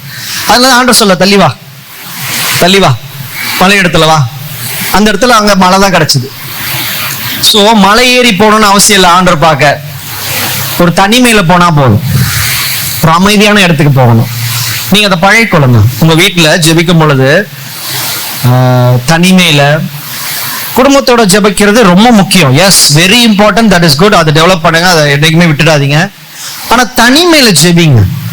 தனிமையில ஆண்டோட நேரத்தை செலவழிங்க. தனிமையில ஜெபிக்கும் பொழுது யாரும் இல்லாத இடமா பாருங்க, அமைதியான ஒரு இடத்துக்கு போங்க. போனை சுவிட்ச் ஆஃப் பண்ணிருங்க, இல்ல ஏர்பிளைன் மோட்ல போடுங்க. உங்களுக்கு அப்படி ஏதாவது போன் பார்க்கணும், ஏர்பிளைன் மோட் போடுங்க. நிறைய பேர் பார்த்திருக்கீங்கன்னா போனை வச்சுக்கிட்டே ஜெயிப்பாங்க. ஒரு கால் வந்துட்டா என்ன பண்ணன்றே மறந்து எழுந்து போயிடுவாங்க. அப்படி பண்ணக்கூடாது. அந்த நேரத்தில் ஜெபிக்கிற நீங்க முக்கியமா ஒரு நாள் குறிச்சிட்டீங்க, ஒரு நேரத்தை குறிச்சிட்டீங்கன்னா அந்த ஜெபிக்கிற நேரத்தை சொல்லிடுங்க, இந்த நேரத்துல எங்க வீட்டுக்கு வராதீங்க, நாளைக்கு வாங்க, நாளைக்கு வாங்க, அப்படி சொல்லுங்க. ஏன்னா நம்ம நிறைய நேரங்கள்ல மனுஷர்களை கஷ்டப்படுத்திடக்கூடாதுன்னு நடக்கிறோமே தவிர ஆண்டவரை கஷ்டப்படுத்துறோம்னு யோசிக்க மாட்டோம். ஆண்டவருக்கு ஃபீலிங்ஸ் இருக்குங்க, ஆண்டவருக்கு ஃபீலிங்ஸ் இருக்கு. எனக்கு இப்போ ஒருத்தர் என்ன அசிங்கப்படுத்திட்டா எனக்கு வலிக்குதுன்றது அந்த குணாதிசயம் ஆண்டு இடத்துல இருந்து வந்தது. அவரை போல உருவாக்கி இருக்காரு. ஆண்டு கஷ்டம் வந்துச்சு. ஆதாமை பார்த்து கேட்டார்ல, ஏன்டா இப்படி பண்ணிட்ட? ஆண்டு கஷ்டப்படுறாரு. ஆண்டுக்கு ஃபீலிங்ஸ் இருக்கு, என்னை விட்டுட்டியே. அப்போ நீங்க ஆண்டு இடத்துல நேரம் செலவழிக்கும் பொழுது போன் எல்லாம் அகற்றி விடுங்க. ஆண்டு இடத்துல கம்முனு உட்காருங்க, ஜெபிங்க. ஜெபிக்கும் பொழுது நான் இதையும் சொல்லி கொடுக்குறேன், நான் உங்களுக்கு சொல்லி கொடுத்துட்டு போயிடுறேன். அது நீங்க எப்படி செய்றீங்கன்றது உங்களுடைய ஆண்டவர் உங்களோட ஆவியான நடத்துவார். ஜெபிக்கும் பொழுது ஆண்டோட தனிமையில ஜெபிக்கும் பொழுது வார்த்தைகளை போடாதீங்க. கர்த்தருக்கு ஸ்தோத்திரம் உண்டாவதாக, ஆண்டவரே இதிலே வானத்திலே பண்ணாதீங்க, வேண்டாம். அமைதியா இருக்கு. கொஞ்சம் ஸ்தோத்திரம் ஸ்தோத்திரம் ஸ்தோத்திரம் ஸ்தோத்திரம், ஆண்டவரே உனக்கு நன்றி நன்றி. ஏன்னா அவர் பேச ஆரம்பிக்கணும். ஆண்டவர் பேச ஆரம்பிக்க வேண்டும். ஆண்டவர் பேச ஆரம்பிச்சுட்டா போதும், வாழ்க்கை மாறிடும். ஆனா அந்த வாழ்க்கை மாறுவதற்காக ஆண்டவர் எனக்கு தேவையில்லை, எனக்கு ஏன் ஆண்டவர் வேண்டும். அந்த மைண்டை மாத்திக்கணும். இப்படி ஆண்டவரை தேடினா, ஏன்னா இது மன்னிக்கணும், சொல்வதற்கு தவறா இருந்தா மன்னிச்சு கொள்ளுங்க. நம்ம முன்னோர்கள் வாழ்ந்த விதங்கள்ல இருந்து நிறைய காரியங்கள் நம்மளை விட்டு அழியல. ஆண்டர்கிட்டயும் சில காரியங்கள் நடக்கணும்னா இப்படி நடந்தா போதும், இப்படி எல்லாம் செய்யணும்னு சொல்லி நம்ம பழக்கத்துல இருக்கோம். முன்னோர்கள் இருந்து அப்படி இன்னும் மாறல. அப்படி கிடையாது. இந்த ஒரு காரியம் செஞ்சா எனக்கு ஆண்டர் இது ஒரு காரியம். ஆண்டுடைய பாத்துல உட்கார்ந்து இருந்து அமர்ந்திருந்து அவர் மார்பில சாய்ந்து இருக்க பழகி கொள்ளுங்க. உங்களுக்கு என்ன செய்யணுமோ அது எப்போ செய்யணும், எப்படி செய்யணும் அவருக்கு நல்லாவே தெரியும். நிச்சயமாக செய்வார். அவர் கைகளை தடுக்க எவனும் பிறக்கவில்லை, பிறக்க போறதும் கிடையாது. நிச்சயமாக ஆண்டவர் செய்வார், நிச்சயமாக செய்வார். அதுல ஒரு மாற்று கருத்தே கிடையாது. ஆனா நான் ஆண்டவரிடத்துல எப்படி பழகுகிறேன், அந்த கேள்விதான் இன்னைக்கு முன்பதாக நான் வைக்கிறேன். ஆண்டவர் முன்பதாக போகும் பொழுது அவருடைய பிள்ளையாக அவருடைய மார்பிலை சாய்ந்து அவரோடு நடக்க, அவரோடு பேச, அவரோடு இணைய, ஒரு அளவுக்கு மேல நான் மறைந்து விட வேண்டும் அவருக்குள்ளாக. கிறிஸ்து எனக்குள்ளாக, நான் கிறிஸ்துவுக்குள்ளாக என்று கலந்து விட வேண்டும். மக்கள் தேடணும், எங்க போயிட்டாங்க இவங்க? நான் கிறிஸ்துவுக்குள்ள மறைந்து இருக்கிறேன். என்னை பார்க்கும் பொழுது தேவனை பார்க்கிறதை போல இருக்கணும், நான் பேசும் பொழுது தேவன் பேசுகிறதை போல இருக்கணும், நான் தொடும் பொழுது தேவன் தொடும். அப்பதான் அதிசயம் நடக்கும், அற்புதம் நடக்கும். நீங்க தொடும் பொழுது தேவன் தொடுகிறது போல இருந்தாதான் அங்க செத்த உயிரோடு எழும்புவான், வியாதிஸ்தர் சுகமாவாங்க, வீல் சேர்ல எழுந்து நிற்பாங்க, பிசாசுகள் ஓடும். எப்போ? நான் மறைய மறைய மறைய மறைய அவர் தெரிய தெரிய தெரிய தெரிய இந்த சூழ்நிலைகள், இந்த காரியங்கள், பிசாசுகள் என்னை பார்ப்பதை நிறுத்திவிட்டு எனக்குள்ள இருக்க தேவனை பார்க்க ஆரம்பிக்கும். காரியங்கள் பிளந்து போகும். ஹல்லேலூயா. சோ இன்னைக்கு நான் உங்களுக்கு சொல்லிக் கொடுக்கிற இந்த ஒரே ஒரு விஷயம் இதுதான். ஆண்டவரிடத்துல முழுவதுமாக நமக்குள்ள இருக்க பெருமைகள், காரியங்கள், அச்சீவ் பண்ணது எல்லாவற்றையும் தூக்கி எறிந்து விட்டு, அதெல்லாம் சந்தோஷமான காரியங்கள் வெளியில, ஆண்டவருடைய சர்க்கிளுக்கு வெளியே தான் அதெல்லாம். But when you come close one on one with God, ஒருவராக ஆண்டோட அந்த நெருங்கிய வட்டத்துக்குள்ள நீங்க வரும்பொழுது எல்லாவற்றையும் கழட்டி விட்டு வெறுமையாக, ஆண்டவரே I come as I am, நான் இருக்கிறவனாகவே வருகிறேன். ஏன்னா ஆண்டவர் சொல்ல, இருக்கிறவராகவே இருக்கிறேன், I am that I am. ஏன் அப்படி சொன்னார் ஆண்டவர்? அவர் நம்ம முன்பதாக வந்து நிற்கிறாரு. நான் அப்படியே இருக்கிறேன், நீ அதே போல இரு. நீ சேர்த்துக்கொண்ட பூமியில சேர்த்துக்கொண்ட காரியங்களை என் முன்னாடி வந்து காட்டாத, நீ பூமியில அச்சீவ் பண்ண காரியங்களை என் முன்னாடி வந்து காட்டாத.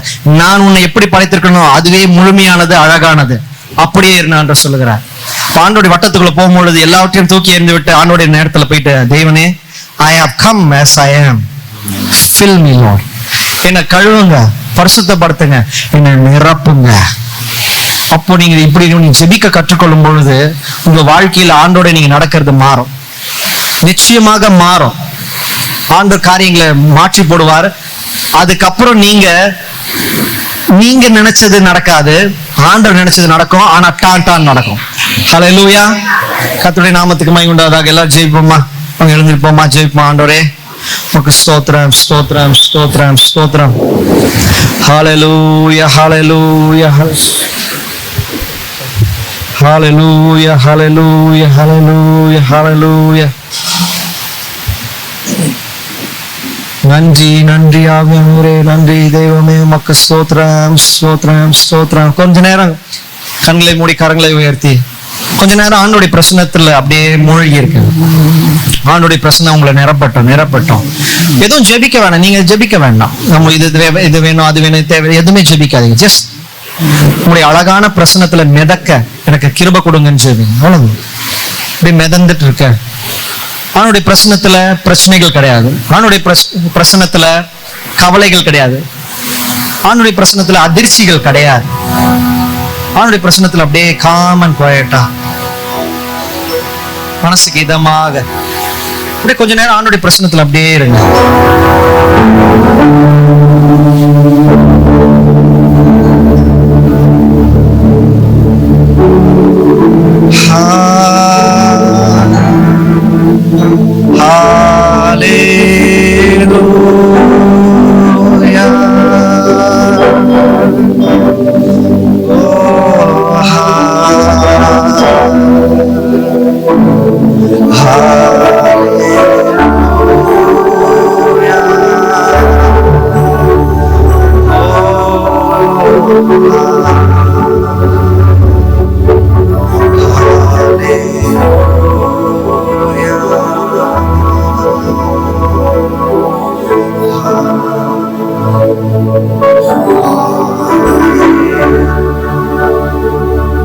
கொஞ்ச நேரம் ஆண்டோடைய சமூகத்துல அப்படியே இருக்கு.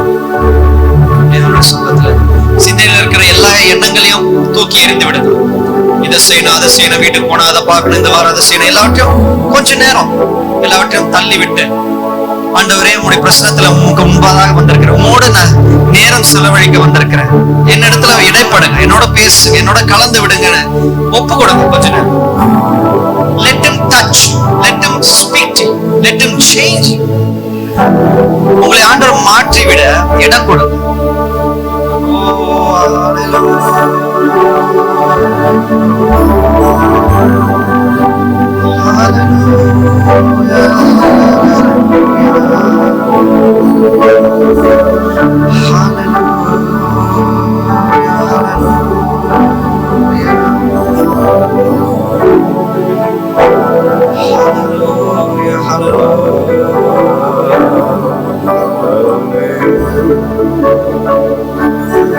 எங்களுக்குள்ளே வாசம் செய்யும் ஆவியானவர் இந்நாளிலும் நடத்தி செல்லும் ஐயா. எங்களுக்குள்ளே வாசம் செய்யும் ஆவியானவர் இந்நாளிலும் சிதம்போ நடத்தி செல்லும். சொல்லுமா ஆவியானவரே, ஆவியானவரே, பரிசுத்த ஆவியானவரே, ஆவியானவரே, அசைவான ஆவியானவரே, பரிசுத்த ஆவியானவரே, நீங்க பரிசுத்தராவியானவரே. கேட்போமா? எங்க சொல்ல வேண்டும்? எங்கு சொல்ல வேண்டும், என்ன செய்ய வேண்டும், வழி நடத்தும் ஆவியானவரே.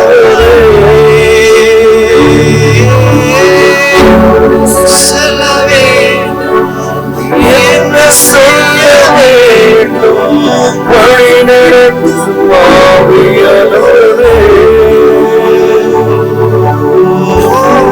விருப்பம் இல்லாத இடங்களுக்கு சென்றால் தடுத்து நிறுத்தும் ஆவியானவரே.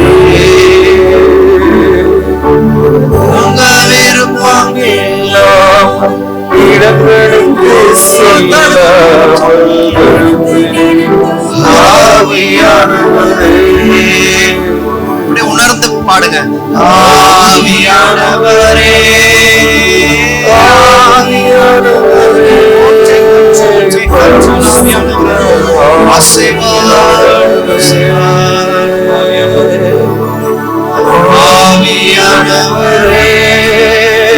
ஆவியானவரே, பரிசுத்த ஆவியானவரே. எப்படி நான் ஜெபிக்க வேண்டும், ஜெபிக்க வேண்டும், கற்றுத்தாரும் ஆவியானவரே.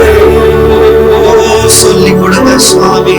எப்படி நான் ஜெபிக்க வேண்டும், ஜெபிக்க வேண்டும், கற்றுத்தாரும் ஆவியானவரே. வேத வசனம் புரிந்து கொண்டு விளக்கங்களை அறிந்திட வெளிச்சம் தாரும் ஆவியானவரே. வேத வசனம் புரிந்து கொண்டு விளக்கங்களை அறிந்திட வெளிச்சம் தாரும் ஆவியானவரே. கரங்களை உயர்த்தி சொல்லுவோமா? கொடுப்போமே. ஆவியானவரே, ஆவியானவரே, எங்களை ஏற்றுக்கொள்ளுங்க, இந்த பலியை ஏற்றுக்கொள்ளுங்க சுவாமி. ஆவியானவரே,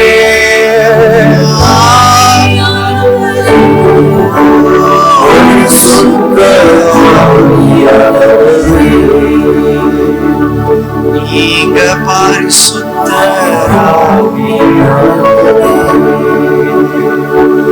நீங்க பரிசுத்த.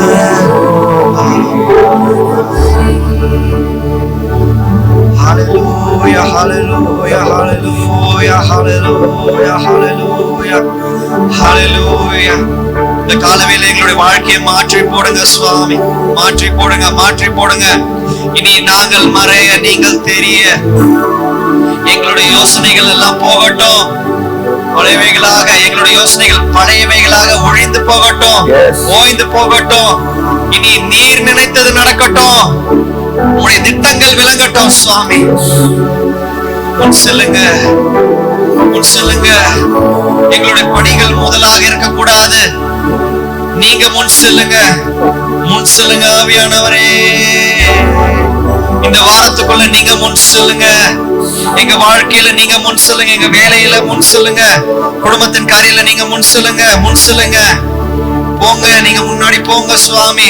இப்ப காரியங்களை மாற்றி போடுங்க, மாற்றி போடுங்க. உங்களுடைய இருதயத்தின் விருப்பத்திற்கு ஏற்றபடி மாற்றி போடுங்க சுவாமி. ஹalleluya. நாங்கள் சமர்ப்பிக்கிறோம் ஆண்டவரே, எங்களை முழுவதுமாக சமர்ப்பிக்கிறோம், சமர்ப்பிக்கிறோம், சமர்ப்பிக்கிறோம், சமர்ப்பிக்கிறோம்.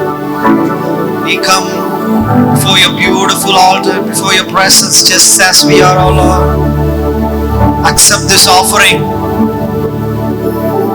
இந்த காணிக்கையாக எங்களை ஏற்றுக்கொள்ளுங்க ஆண்டவரே. உமக்கு உகந்த வாசனையாக, உடைய கண்களுக்கு பிரீதியாக இருக்கட்டும். நீர் ஏற்றுக்கொள்ளுகிற ஒரு பலியாக இருக்கட்டும் சுவாமி. ஹalleluya hallelujah hallelujah hallelujah. உம்மிடத்துல பேச பழக எங்களுக்கு கற்றுத்தாங்க ஆவியானவரே, எங்களுக்கு கற்றுத்தாங்க ஆவியானவரே. நீங்க சொல்லிக் கொடுக்கலனா யார் ஆண்டவரே எங்களுக்கு இதை கற்றுக் கொடுப்பாங்க? Only you can teach us, only you can nurture us like a mother, O Lord. தாயை போல எங்களை தேற்றி எங்களை கற்றுக் கொடுத்து வழி நடத்துங்க ஆவியானவரே. எங்கள் ஆவி ஆத்மா சரீரம் முழுவதுமாக உச்சந்தலை உள்ளங்கால் வரைக்கும் கம்ப்ளீட்லி ஒப்புடுக்கிறோம், முழுவதுமாக ஒப்புடுக்கிறோம், சமர்ப்பிக்கிறோம். ஏற்றுக்கொள்ளுங்க ஆவியானவரே, ஏற்றுக்கொள்ளுங்க, ஏற்றுக்கொள்ளுங்க சுவாமி. நன்றி ஆண்டவரே. இடைப்பட்ட காரியங்கள் ஒன்றும் வீணாகாத படிக்க இருதய பலகைகள் ஆழமாக பதியட்டும். எங்களை மரணம் அல்லது வருகை பரியந்தம் இந்த வார்த்தைகள் எங்களோட பேசட்டும், எங்களை மாற்றட்டும். கிருபாசனத்துக்கு முன்பதாக ஒப்பு கொடுத்து பரிசுத்த நாமத்தில் ஜெபித்து முடிக்கிறோம். இயேசுவே பேசுங்க, இதான் பயன்படாதாக. ஆமென், ஆமென். Thank you.